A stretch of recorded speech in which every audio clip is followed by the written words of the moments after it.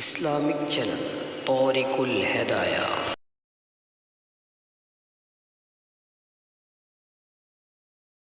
তুমি মোবাইলে মানুষের বেডি দেখো, তোমার বেডি এটা সাইলা যে কার বেডি দেখলে তুমি?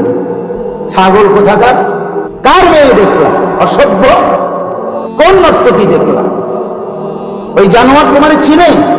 তুমি যে তার রূপ যৌবন দেখলে মজা পাইলা, সে তো বিনিময়ে টাকা রোজগার করে, সে তো পয়সার কাঙ্গাল, সে তো তার রূপ বিক্রি করে, যৌবন বিক্রি করে, দেহ বিক্রি করে, সে তো বেশ্যা, সে তো পতিতা, সে তো অসভ্য। তুমি দেখলা, টাকাও গেল, শরীরও গেল, স্বাস্থ্যও গেল, যৌবনও গেল, যৌন শক্তিও গেল, সমাজের মানুষের কাছেও ছি ছি ধিক্কার পাইলা। এই ছেলেটা বেয়াদব, কোন বেনামাজি, বেহায়া, অসভ্য। তুমি যদি রাতের গভীরে, রাত 2টায় সাতবক জমিনের নিচেও যদি অন্ধকারে উলঙ্গ ছবি দেখো, আল্লাহর কসম মনে রাখো, দুনিয়ার মানুষ ঠিকই কেউ দেখে নাই, কিন্তু মানুষ তোমাকে দেখে ঘৃণাই করবে, কারণ আল্লাহ তাআলা মানুষের দিলে নাফরমানের প্রতি ঘৃণা তৈরি করে দেয়।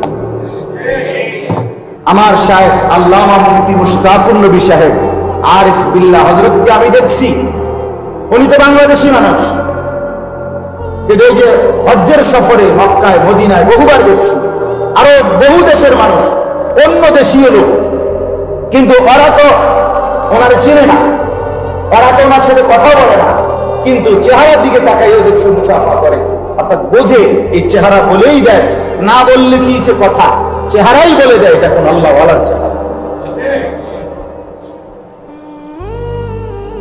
হ্যাঁ, আল্লাহর নবী বলেন, মান কাসুরা সালাতুহু হাসুনা ওয়াজহুহু, যার নামাজ যত বেশি তার চেহারার সৌন্দর্য তত বেশি। তাইলে এর উল্টা টাইপের বলো, যার গুনাহ যত বেশি তার চেহারার অসৌন্দর্য বেশি কিনা? প্রত্যেকটা গুনাহ চেহারার উপরে আসর করে, একটা একটা দাগ ফেলে দেয়, স্পট ফেলে দেয়।